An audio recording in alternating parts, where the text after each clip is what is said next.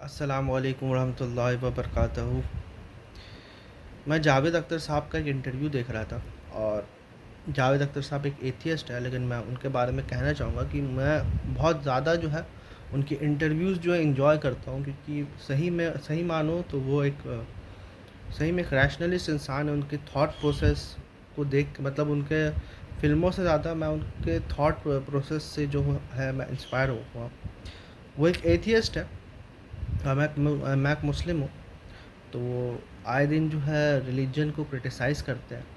कभी कभार जो है मैं ये नहीं बोलता हूँ कि उनका जो क्रिटिसिज्म है वो वैलिड नहीं है, लेकिन मुझे ऐसा कभी का लगता है कि उनका जो क्रिटिसिज्म होता है या फिर और बहुत सारे या ज़्यादातर जो अच्छे एथियस्ट होते हैं, जो अच्छे एक्स मुस्लिम्स होते हैं, जो इन इस्लामोफोब नहीं होते, जो ज़्यादा वल्गर नहीं होते, जो आपको पर्सनली अटैक नहीं करते या फिर आपके रिलीजन को पर्सनली अटैक नहीं करते, बल्कि बल्कि रीज़न एंड लॉजिक से जो है बात करने की कोशिश करते हैं, आपसे डायलॉग करने की कोशिश करते हैं। मुझे ऐसा लगता है कि उनका जो क्रिटिसिज्म है वो मिसप्लेस है, कि वो रिलीजन के जगह जो है वो मतलब कहने का मतलब है कि वो रिलीजन को नहीं, उनको चाहिए कि वो जो रिलीजियस पर्सनैलिटीज़ है या फिर रिलीजियस पीपल है उनको क्रिटिसाइज़ करे, जैसे कि हम लोग करते हैं। कि हम लोग ये बोलते हैं कि आज जो भी रिलीजन के नाम पे हो रहा है, ठीक है, तो उस गलत जो हो रहा है तो उसका ज़िम्मेदार रिलीजन नहीं है, रिलीजियस लोग हैं। और ये बात तो मानना पड़ेगा कि रिलीजियस लोगों के पास, खासकर मुल्ले मौलाना के पास, कोई भी रीज़न और लॉजिक से जवाब होता ही नहीं है।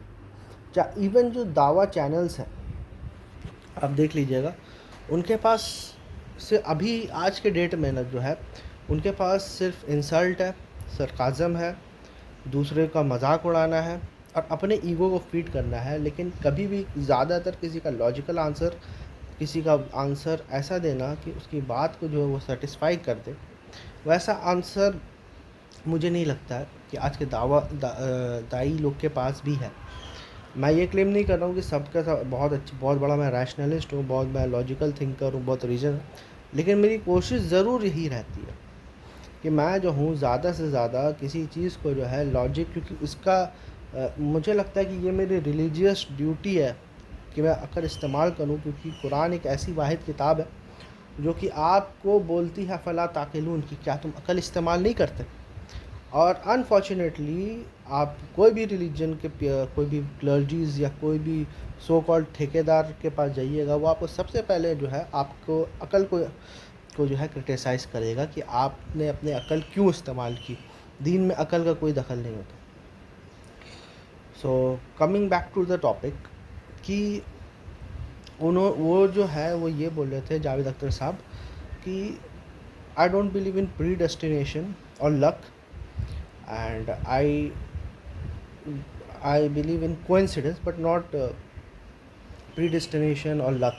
क्योंकि अगर सब चीज़ लिखा है तो गुनाह और सवाब का कॉन्सेप्ट क्यों है? क्योंकि भैया मैं अगर मर्डर कर रहा हूँ तो ये ऑलरेडी लिखा हुआ है। ये अनफॉर्चुनेटली जावेद अख्तर साहब को मैं तो बेनिफिट ऑफ डाउट दे सकता हूँ, लेकिन कई मुसलमानों का भी यही अकीदा है कि सब चीज़ लिखा ही हुआ है, तो सवाब और गुनाह का क्या और लक का क्या रोल है। तो इसको मैं एक्सप्लेन करने की कोशिश करता हूँ कि देखिए, लक या हम लोग या अरबिक में जो वर्ड यूज़ हुआ है ना, वो कदर का मतलब है कदर अल्लाह। कदर का मतलब है कि कोई भी चीज़ जो है अल्लाह सुब्हाना ताला के जो है इजाज़त के बगैर नहीं होता। देखिए, एक वर्ड होता है इजाज़त और एक वर्ड होता है मर्ज़ी। मर्ज़ी में जो है अल्लाह सुब्हाना ताला का अप्रूवल भी होता है, ठीक है। लेकिन इजाज़त में जैसा या इख्तियार में जो है ज़रूरी नहीं है कि अल्लाह सुब्हाना ताला का अप्रूवल हो या ना हो। जैसे मिसाल के तौर पे कोई बंदा अगर एग्ज़ाम देता है और उसका टीचर जो है, एग्ज़ाम में तो एक स्टूडेंट को जो है इख्तियार होता है और टीचर कभी कभार देख भी लेता है कि सामने वाला बंदा जो है गलती कर रहा है, लेकिन तब भी जो है एग्ज़ाम के दौरान उसको वो रोकता नहीं है, ठीक है। तो एग्ज़ाम्स में हमें इख्तियार मिलता है कि हम लोग जो हमने सीखा है, जो हमने जाना है, उसका जो है प्रेजेंटेशन हम लोग कर सकें। लेकिन इख्तियार होने का ये मतलब नहीं है कि सारा चीज़ जो है वो हमारे हिसाब से होती है।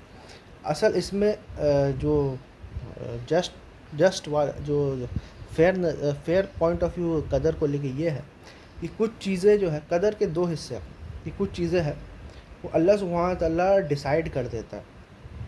जैसे मिसाल के तौर पे मैं कहाँ पैदा हो रहा हूँ, मेरे माँ-बाप कौन हैं, और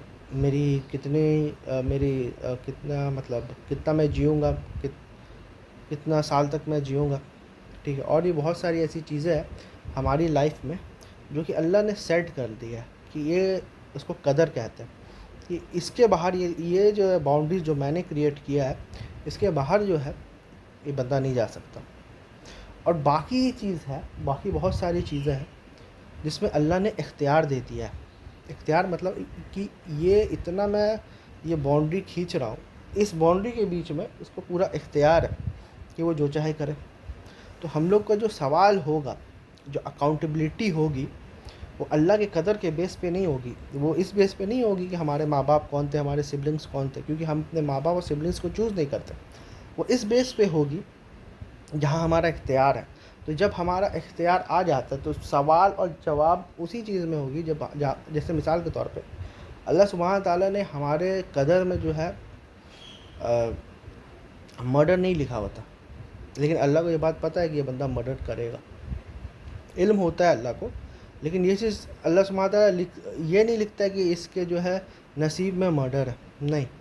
इस एक इख्तियार दे दिया जाता है और इख्तियार के हिसाब से जो है ये अपना रिज़ल्ट जो है ख़ुद चूज़ करेगा। तो ये जो है करेक्ट एक पोटेंशियल राइट और रॉन्ग, एक चॉइस राइट और रॉन्ग का एक गिवन सेट ऑफ सर्कमस्टांसेस में हमें दे दिया जाता है। और वो जो चॉइस हम लोग जो करते हैं उसके बेसिस पे हमारा रिज़ल्ट अनाउंस होता है। तो बेसिकली ये कदर, दिस इज़ व्हाट कदर इज़ ऑल अबाउट। और एक और चीज़ है, उन्होंने अपनी नानी की कहानी सुनाई थी। वो उसमें उन्होंने ये कहा था कि मैं अपनी नाना नानी के यहाँ ये हुआ था। मेरी नानी जो है वो जो है ना 5 टाइम नमाज़ पढ़ती थी, और इतना वो हम और जब पानी नहीं रहता तो तयम्मुम भी करती थी। मेरे नाना भी नमाज़ पढ़ते थे। तो मेरे नाना जो है वो मुझे आयत याद करने का 8 आना देते थे, ठीक है। आयतें याद करने का 8 आना देते। तो ये चीज़ जो है जब नानी ने देखा, क्योंकि जावेद अख्तर साहब जो है ना वो अपने माँ बाप के साथ नहीं रहते थे। उनके माँ बाप जो है वो खुद जावेद साहब ये मानते हैं कि बहुत एथियस्ट मिजाज के थे। तो जावेद अख्तर साहब ने ये बोला है कि मैं जो हूँ तो वो अपने माँ बाप के साथ नहीं रहता हूँ, मैं अपने नाना नानी के साथ। और जो नानी थी वो जाहिल औरत तो थी, ठीक है, लेकिन 5 टाइम नमाज भी पढ़ती थी। लेकिन उन्होंने जो 8 आना जो दे रहे थे इसको जावेद साहब को, तो वो जो औरत थी वो नाना को ये बोलती है और डांटती है, गुस्सा होती है नाना पे, जावेद अख्तर साहब के नाना पे। और वो ये बोलते हैं कि अगर इनके माँ बाप के पास ये रहता तो उनके माँ बाप क्या रिलीजन इनको सिखाते। अब देखिए वो खुद जो है 5 टाइम नमाजी है, ठीक है, और उसके नाना भी 5 टाइम नमाजी है। लेकिन वो नानी जो है नाना को डांट रही लिटरली कि वो लोग जो है, तो बेसिकली वो जो है नानी जो है वो नाना को डांट रही है कि इसके पेरेंट्स अगर होते तो उसको दीन नहीं सिखाते, तो तुम क्यों ज़बरदस्ती जो है लालच दे के उसको दीन सिखा रहे हो। तो जावेद अख्तर साहब बोलते थे कि वो जाहिल औरत थी, मतलब जाहिल से मुराद वो मतलब उनको मतलब कर्स नहीं कर रहे थे, वो बोले थे वो पढ़ी लिखी नहीं थी। बोले जो औरत पढ़ी लिखी नहीं थी उसके वजह से जो है आज मैं जो हूँ वो हूँ। कि उन्होंने मेरे ऊपर ज़बरदस्ती या फिर लालच के ज़रिए जो है दीन को नहीं थोपा। उसके बाद वो अपना बताए कि उनके पापा के साथ भी ज़्यादा कोई अच्छा रिलेशन, मतलब उतना अच्छा रिलेशन या फिर अच्छा कॉन्टैक्ट नहीं रहा। फिर मॉम के साथ भी उतना पता नहीं ज़्यादा ये नहीं रहा। दोनों जो है नॉन प्रैक्टिसिंग थे, और फादर जो है ख़ासकर बोलते थे कि ये सब सुपरस्टिशन है और रिलीजन के वजह से ही जो है वो ज़्यादातर जो है परेशानी है इस दुनिया में। ठीक है, फिर वो बड़े हुए तो फिर उन्होंने जब ये डॉकिंस को, सैम हैरिस को, क्रिस्टोफर हिचन्स को पढ़ना स्टार्ट किया, तब जाके वो एथियस्ट बने। अब मेरा ये पॉइंट ये है कि एक मुसलमान ने एक अच्छा आपका रिलीजन आपके ऊपर थोपा नहीं, ठीक है, और आपके फादर जो है खुद जो है रिलीजन के अगेंस्ट बोलने लगे, लेकिन असल में देखा जाए तो ये आपकी नानी थी जो आपको सो कॉल्ड रिलीजियस डॉक्ट्रिनेशन से बचाए। और आपके फादर ने ये बोला है कि ये सब रिलीजन अच्छे नहीं है, सब ख़राब रिलीजन है, और जितनी भी परेशानियाँ आ रही है ये रिलीजन्स की वजह से आ रही है। और फिर आगे जाके आपने एथियस्ट के ही, जाहिर सी बात है कि आपने अपने फादर से जो है रिलीजन के ख़िलाफ़ इतना सुन लिया था, तो आप जाके फिर एथियस्ट की ही किताबें पढ़ने लगे, विच इज़ फेयर इनफ। लेकिन मैं ये साबित करना, मैं इस इतना जो मैं ये कहानी सुनाया हूँ, इससे ये साबित, मैं ये कहना चाह रहा हूँ कि ये खुद जो है रिवर्स इंडोक्ट्रिनेशन है रिलीजन के अगेंस्ट की। अगर आपको रिलीजन के बारे में पता ही होता, करना होता, तो आपको चाहिए था कि आप जो है वो रिलीजियस स्क्रिप्चर्स पढ़ते, उसके बाद जो है आप सैम हैरिस को या फिर जो भी आपके जो एथियस्ट लीडर्स हैं, रिचर्ड डॉकिंस वगैरह, उनको जो है आप पढ़ सकते थे और कंपेयर कर सकते थे। लेकिन आपने रिलीजियस स्क्रिप्चर्स को या रिलीजियस एजुकेशन को साइड रख के रिलीजन के ख़िलाफ़ वाली जो एजुकेशन है उसको आपने प्रेफर किया, चॉइस आपने चूज़ किया। तो इंडॉक्ट्रिनेशन मुझे नहीं लगता है कि सिर्फ रिलीजन के बेसिस पे होता है, मुझे लगता है एथियस्ट इंडॉक्ट्रिनेशन भी होता है। क्योंकि इस चीज़ में अगर देखा जाए तो आपको तो वो औरत जो आपको जो खुद नमाज़ पढ़ती है, उसने तो आपका भला किया, उसने तो अपना रिलीजन आपके ऊपर थोपा नहीं। वो चाहती तो थोप सकती थी, लेकिन देखा जाए तो आपका एथियज़म, आपके, ठीक है, आप अपने फादर से ज़्यादा कनेक्टेड नहीं थे, लेकिन आपका एथियज़म कहीं ना कहीं उन्हीं की तरफ से इंडॉक्ट्रिनेटेड आया है। और यही रीज़न है कि आपने रिलीजन की पढ़ाई में एथियस्ट की बुक्स पढ़ना स्टार्ट कर दी। ये वैसा ही है कि मुझे अगर इंडिया के बारे में जानना है तो मैं पाकिस्तानी टेक्स्ट बुक से इंडिया के बारे में जानूँ तो क्या पता चलेगा मुझे, या फिर मुग़ल्स के बारे में मैं आरएसएस से पूछूं, तो जाहिर सी बात है आपको पता है एक नेगेटिव ही परसेप्शन आएगा। तो मुझे ऐसा लगता है कि अगर जावेद साहब जो है